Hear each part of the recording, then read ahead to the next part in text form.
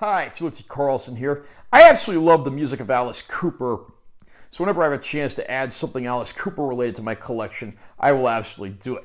Today we're taking a look at the movie Good to See You Again, Alice Cooper, which of course came out near the end of the tenure of the original Alice Cooper band that consisted of Alice Cooper, Michael Bruce, Glenn Buxton, Dennis Dunaway, and Neil Smith.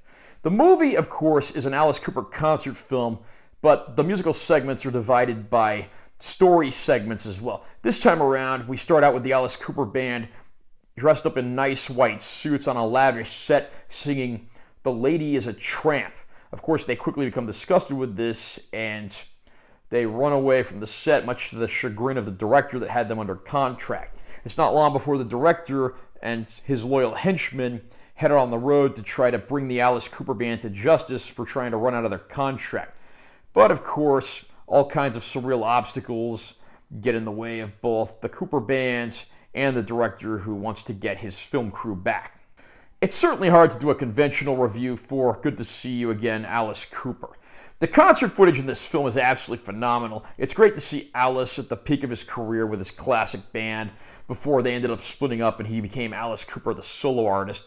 Of course, the onstage theatrics, be it the classic guillotine bit, or Cooper wielding a giant toothbrush to go and try to attack a giant tooth with it, really speak for themselves. I'm not making this up. We also, of course, get those segments in between songs of the storyline with the director pursuing the Alice Cooper band. And I have to say, honestly, these segments are not good. I mean, it's borderline stupid sketch comedy that really is not funny.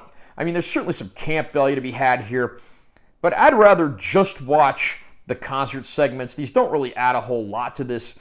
There have actually been alternate edits of this movie that may or may not be authorized, in which those segments were deleted and replaced with clips from classic horror movies. And I have to say, in all honesty, that would probably be a lot more appealing than what we get in the final movie. Fortunately, Shout Factory does include an option on their Blu-ray disc to watch just the concert, so you're probably going to be using that a lot if you pick this disc up. So I have to say, again, the concert footage from the classic band is top-notch, but everything else about this movie, including the really bad, really cringeworthy story with the director pursuing Alice, just from my description here, you can probably tell that those segments aren't very good.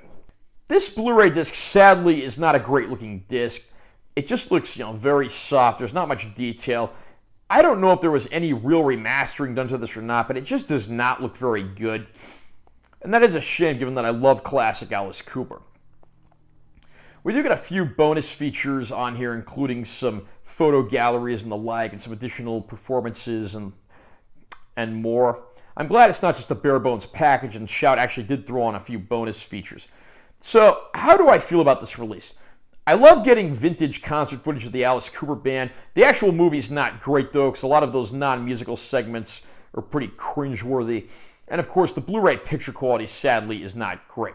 So I do have to say, if you are a fan of Alice, add this to your collection, but you might want to wait until it's in the budget bin. Are you a fan of Alice Cooper? What do you think of Good to See You Again, Alice Cooper? Comment down below and let me know what you think. Also, remember to subscribe to this channel for more content. I'm always posting new videos.